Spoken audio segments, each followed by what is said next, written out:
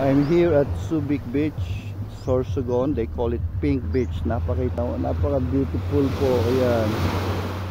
Pink Beach in Matnog, pinakadulo ng Luzon.